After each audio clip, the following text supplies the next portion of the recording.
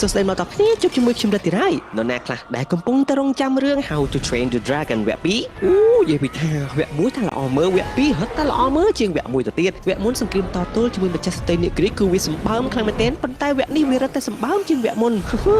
ដើម្បីកុំឲ្យទៅឆ្ងាយយើងចូលទៅដល់សាច់រឿងរបស់យើងតែម្ដងប៉ុន្តែទីរបស់មុននឹងចូលដល់សាច់រឿងខ្ញុំសង្ឃឹមតែអ្នកទាំងអស់គ្នាកុំភ្លេចចុច like subscribe ដាក់កណ្ដឹងដើម្បីទទួលបានវីដេអូថ្មីៗតន់ចាប់ Boost Strong ញ៉ាំ Boost Strong ឆ្ងាញ់ជាងគេចាប់ផ្ដើមរឿងរបស់យើងដំបូងបង្ហាញឲ្យឃើញទស្សនវិជ្ជាភូមិដ៏ស្រស់បំព្រងហើយនេះគឺជាបឺកឥឡូវនេះទឹកដីបឺករបស់យើងគឺកែប្រែច្រើនមែនទែនតែម្ដងមនុស្សដទៃអាចនឹងថាពេលទំនេរពួកគេប្រកួតកម្មវិធីផ្សេងគ្នាអាចប្រកួតប៉ុណ្ណឹងសេះប្រកួតរត់ឬមួយក៏ការប្រកួតផ្សេងប៉ុន្តែការប្រកួតនៅក្នុងភូមិបឺកនេះគឺប្លែកពីគេដោយសារតែវាគឺជាការប៉ុណ្ណឹងនាគរាជអូពេលនេះនាគរាជកំពុងតែហោះឆ្លងកាត់ពេញលើភូមិអញ្ចឹងទៅហើយជាមរបស់យើងនឹងឯងគឺជាពិន្ទុសម្រាប់អ្នកប្រកួតទាំងអស់ហើយនេះបាទអ្នកប្រកួតរបស់យើងទី1ដែលគាត់មានឈ្មោះថា Fish leg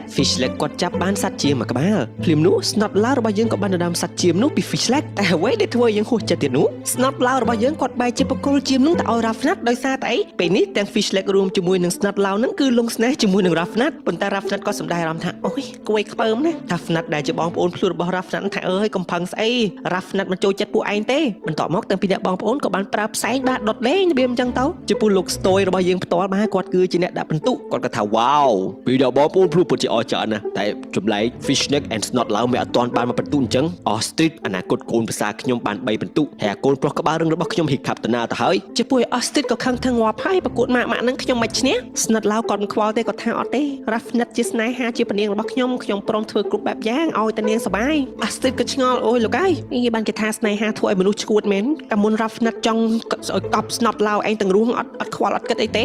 ក្នុងឱកាសនេះយើងក៏ឈានមកមើលនៅក្នុងភូមិ Berg បន្តិចថាតើគេអាប់ដេតអ្វីខ្លះអញ្ចឹងនៅទីនេះគឺមានទឹកសម្រាប់អ្នកក្រៀកផឹកមានត្រីសម្រាប់អ្នកក្រៀកស៊ីហើយមានទីតាំងសម្រាប់ថែរក្សាគោអ្នកក្រៀកតូចហើយបើមានភ្លើងឆេះរក្សាអ្នកក្រៀកអីគេមានប្រព័ន្ធទឹកនៅលើដំបូលនៃភូមិនឹងតែម្ដងមកទេងតាំងតិចគឺទឹកនឹងបឡុតភ្លើងបាត់យ៉ាងណាក៏ដោយទោះបីជាពិន្ទុបងប្អូនភ្លោះនឹងវាច្រើនកម្រិតណាបើនរណាគេចាប់បានសត្វជាមពណ៌ខ្មៅម្នាក់នោះគឺជាអ្នកឈ្នះអញ្ចឹងអស់ទីរបស់យើងថាខ្ញុំទៅតែប្រឹងដណ្ដើមយកសត្វជាមពណ៌ខ្មៅនឹងឲ្យបានលោក Goblin ផ្ទាត់សត្វជាមពណ៌ខ្មៅព្រឹបអស់ទីចង់ចាប់ប៉ុន្តែសយអ្វី Fish Leg របស់យើងគឺជាអ្នកចាប់បានមុនតែ Fish Leg ឃើញហើយគ្នាយើងបែរជាបកុលជាមខ្មៅនឹងឲ្យទៅកាន់ Rafnat Fish Leg ក៏ថាយើងឈ្នះទាំងពីរអ្នកណោះ Rafnat បាទ Rafnat កាសម្ដាយអញ្ចឹងទៅក៏ហក់បុកគ្នាជាមួយនឹង Fish Leg